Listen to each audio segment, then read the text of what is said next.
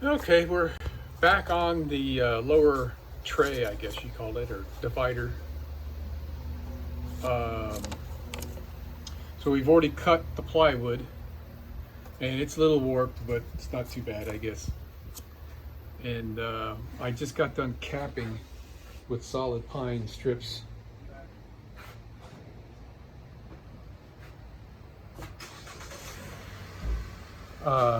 So you can see it's a 1/4 inch roughly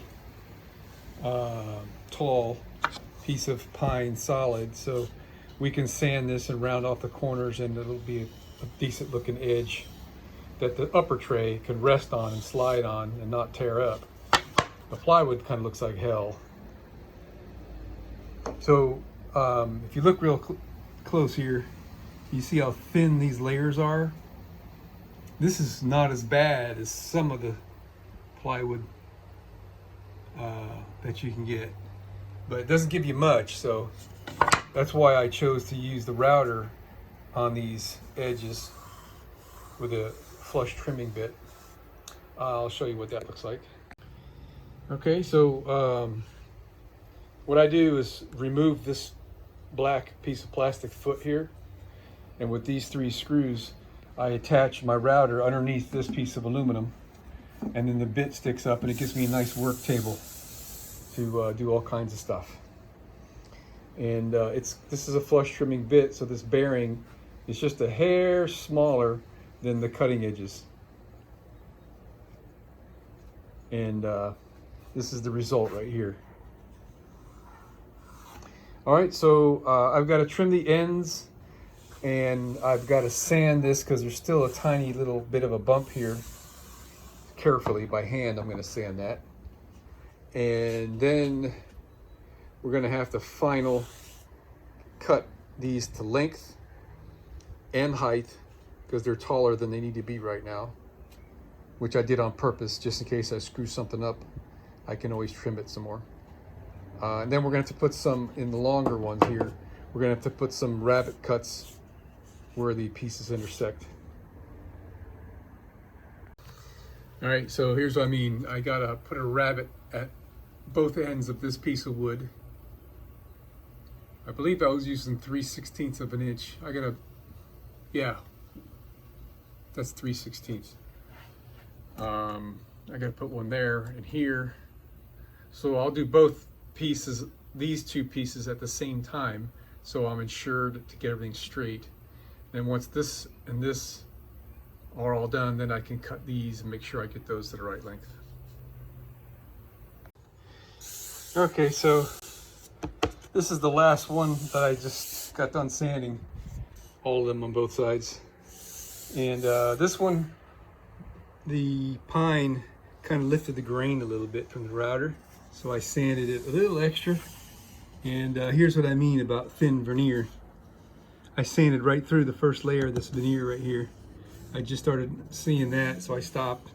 And over here you can kind of see through. So, I mean, that's okay. We'll just put this one on an outside edge so it won't get seen anyway. This side came out good. But yeah, the veneers are just so thin, you know, and some areas are thinner than others depending on how this thing got pressed together. But, we're ready to start doing all the rabbet cuts now. Well, I made my first mistake on this thing anyway. I just reprinted this. I was trying to figure out the distance here, and the way I dimensioned it, it really wasn't all that helpful. Maybe it's not even that, but I re-dimensioned it. So let me show you what I did. I had measured those dimensions on that first sheet were from here to the 2 lines. You can see I even marked it right there. And then I came over here with the same dimension up against the fence, which was really the outside, not the inside. So I was off by about a 1/2 of an inch. So it's just like really sucks, man. I'm gonna have to see that little thing. I already glued piece of wood in there. I didn't mention earlier, all this is super glue. All these are glued together with super glue. This is all super glue with accelerator spray. It's a wonderful, wonderful glue to use for this kind of stuff.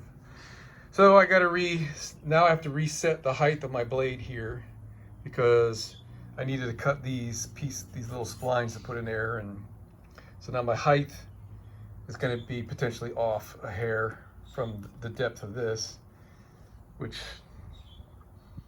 I don't know, I'll get it close. And then we're going to have to start all over on setting up for this and this, because one is on one side of the blade cutting and the other is on the other side of the blade cutting, so it's kind of a complicated deal. Well, it ain't my best work, but it ain't bad enough to make me start over. So now these all have kind of a natural bow to them, these three pieces. And now I'm trying to figure out which way I want to make this, which way the bow needs to be in order for it to fit right. I just did a test fit in the drawer, and it'll fit best if these are bowing out, so that'll keep this straight with the drawer, because it's a real close fit to the drawer size. So if these are bulging out, the drawer kind of holds it in and it looks much better.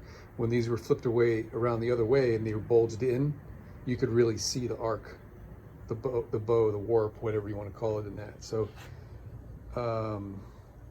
these pieces that go across here are going to be rabbited into that side and this side and glued.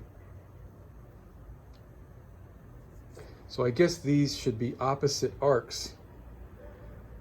I got to think about that,